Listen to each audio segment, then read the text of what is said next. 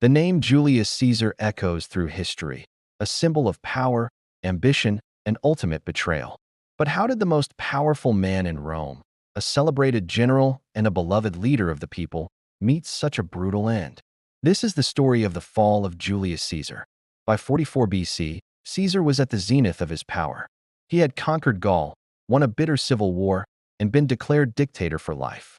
To the common people of Rome, he was a hero.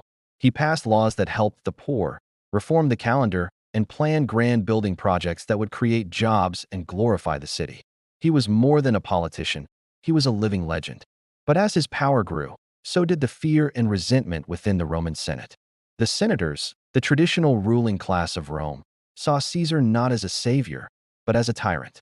They whispered that his ambition knew no bounds, that he wanted to dissolve the republic and crown himself king. The idea of a king was a nightmare for Romans, who had overthrown their last monarch centuries earlier. To them, the republic represented freedom, and Caesar was its greatest threat. His statues were being treated like those of gods, and he wore a purple toga, a color associated with both royalty and divinity. The final straw for many was his appointment as dictator perpetuo, dictator for life. This was an unprecedented move that shattered the very foundations of the republic. A conspiracy began to form, led by two men Caesar considered friends, Marcus Junius Brutus and Gaius Cassius Longinus. Brutus, a man respected for his integrity, was torn. He admired Caesar but loved the republic more. Cassius, a more pragmatic and perhaps envious man, skillfully manipulated Brutus, convincing him that assassination was the only way to save Rome.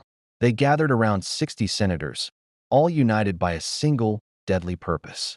They called themselves the Liberators. The Ides of March, March 15th, 44 BC. The day was filled with ominous signs. A soothsayer had famously warned Caesar to beware the Ides of March. His wife, Calpurnia, had nightmares of his death and begged him not to go to the Senate.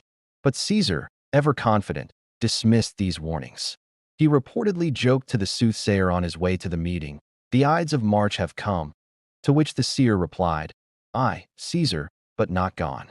When Caesar entered the Senate chamber, the conspirators surrounded him, pretending to present a petition. One of them, Tullius Cimber, pulled Caesar's toga from his shoulders, the signal to attack. The others drew daggers hidden in their robes. In a flurry of violence, they stabbed him again and again. According to historical accounts, Caesar initially fought back, but when he saw Brutus among his attackers, his will to resist crumbled. His final words, immortalized by Shakespeare, were supposedly, "T2, Brute, and you, Brutus?" He fell at the base of a statue of his former rival, Pompey the Great, his body pierced by 23 wounds. The assassins believed they had saved the republic. They ran into the streets, shouting, "Liberty, freedom, tyranny is dead." But they had made a fatal miscalculation. They had killed the man, but not the idea he represented. Instead of restoring the republic, their act of violence plunged Rome into a new series of civil wars. The people, who loved Caesar, were horrified and enraged. Mark Antony, Caesar's loyal lieutenant, turned public opinion against the conspirators with a masterful funeral oration. Ultimately, the fall of Julius Caesar did not save the republic, it hastened its demise. The power vacuum he left was filled not by the Senate, but by his great-nephew and heir, Octavian. After years of further conflict, Octavian would emerge as Augustus, the first Roman emperor, completing the very transformation the assassins had tried to prevent. The tragic irony is that in trying to stop one man from becoming a king, the conspirators paved the way for an empire that would last for centuries. Thank you for watching. If you found this story as fascinating as we do, don't forget to like this video, subscribe to our channel, and hit the notification bell for more deep dives into history's most pivotal moments. See you next time.